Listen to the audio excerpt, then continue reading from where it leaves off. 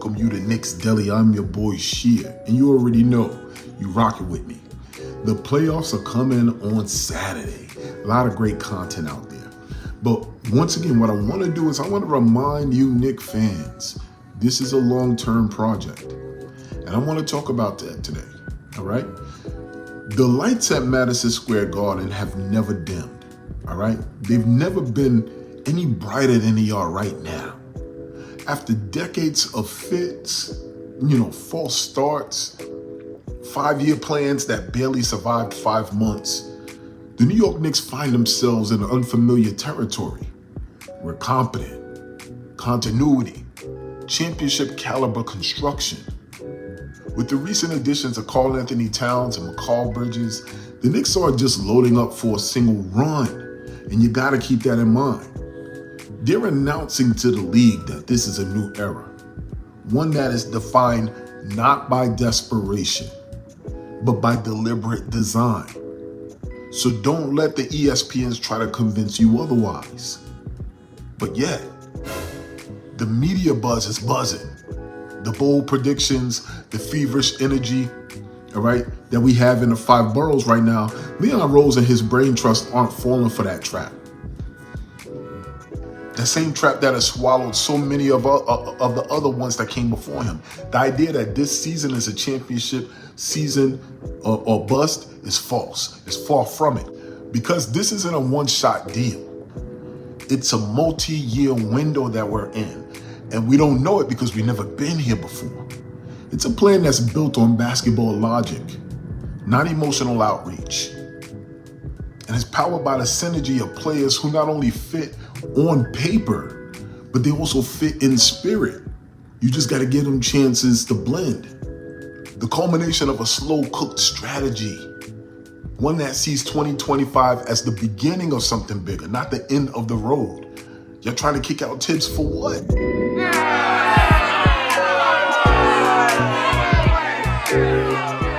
This is part of the plan. Let me break down why it's part of the plan, all right? There was a vision that Leon Rose laid out, all right? He's a quiet architect. Before he was the president of the Knicks, Leon Rose was a name that was whispered throughout the back channels. He was an agent. He was a deal maker. He was a man who rarely stepped into the spotlight, still is, but he always had a seat at the table. He represented stars. That's what we were enamored by. He understood locker rooms, and more than anything, he knew the human side of the NBA. So when he took over the Knicks in 2020, it wasn't just a flashy press conference or the promise of immediate swings. It was about changing the culture. From the start, Leon Rose has done 3 things that separate him from past Knicks regimes. First, it was the patience over the panic. He knew right away where he was. He didn't chase that first big name that became available. He waited.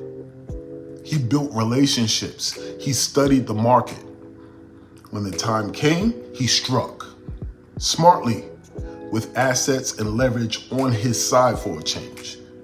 Secondly, trusting basketball people, Rose didn't act like he knew it all. You remember when he talked about too many hands in the pot? He empowered Tom Thibodeau.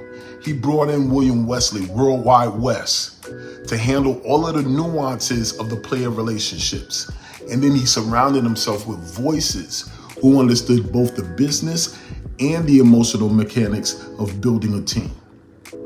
Next thing he did was he layered the roster. Rather than chasing stars and figuring out the fit later, a classic Knicks move in the past, Leon Rose built a system, a program that could absorb a talent like Karl-Anthony Towns and Mikal Bridges without breaking. And he built from the inside out. And now we are seeing the payoff. The moves to acquire Towns and Bridges weren't sudden reactions. They were the fruits of a patient tree that was planted a long time ago. So Knicks fans, stop being hasty. We only need to look as far as the arrival of Karl Anthony Towns, who was a star that was reunited with Tom Thibodeau, but for a purpose this time. Critics will say Karl Anthony Towns isn't a traditional winner. You've heard them say it. They'll point out to his playoff flameouts, defensive lapses, his general dysfunction in Minnesota. But what those critics forget is the context behind it all, something that Leon Rose never loses sight of. Tom Thibodeau and Karl Anthony Towns have a history. Complicated history? Sure. But productive history too. And more importantly, they now meet again as different men. Thibodeau has evolved. He's embraced offensive freedom, he's trusted younger players, and he's allowed stars to lead. Towns, for his part, isn't being asked to be the man in New York. That's Jalen Brunson's job. Towns is being asked to be the elite stretch big that the New York Knicks fan base has always asked about. The mismatch nightmare. The guy who tilts defenses and unlocks half-court spacing. He is here not to carry, but to complement. And that's a change. The league aren't used to seeing that. Critics aren't. But with Brunson running the show and OG handling the toughest defensive matchups, Karl Anthony Towns only needs to focus on what he does best. Shooting, playmaking, stretching defenses until they snap, okay? And in this system surrounded by defensive-minded wings and a relentless bench, his flaws can be mitigated now, not magnified. So Leon Rose knows what he's doing. Leon Rose didn't acquire Karl Anthony Towns to save the season. He acquired him to expand the Knicks' ceiling over the next 3 years. Over the next 3 years. And don't let us talk about Mikal Bridges. He's the culture-first catalyst. Let's be real. Mikal Bridges is not a 3-and-D wing. He's the kind of guy championship teams want in their foxhole.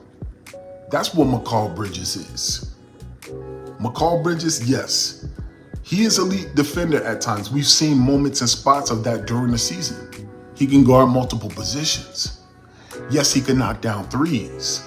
Yes, he slashes off of the ball. And then he could be a secondary scorer. But more than that, he's a culture connector. And Leon Rose knew exactly what he was doing by bringing him into the fold with Brunson, with Hart, with Cat. Remember, Bridges was a college teammate of them boys. Brunson and them at Villanova. So he's extremely close with Brunson and Josh Hart. He's even played in the summer runs and on Team USA with many of the people who are already on the Knicks, part of the Knicks core. So this isn't about throwing names together on a chalkboard like other teams have done in the past. This is about chemistry. Real lived-in locker room chemistry, folks. With Bridges in the mix, the Knicks now boast arguably the best perimeter defense in the league. And we have a group of wings who all share the ball, sacrifice shots, and hunt wins more than numbers. Watch how this plays out in the playoffs. Most teams acquire a player like Mikal to push them over the top. Not the Knicks. The Knicks, they added him to anchor their identity. Not just for now, but for the future. So don't lose sight of that. Keep that in mind. We were going into this playoffs. It's not just about this year. It's not saying we want to fall short, but just understand it's not championship or bust. It's the beginning of a window that's opening. Keep this in mind. Same thing applies to life that applies to our team. If there's no struggle, there's no progress. But remember this, whether it's out there in the real world or here in these YouTube streets, here in Knicks Deli, everybody eats. I'm your boy Sheeta. I'll be back. Peace.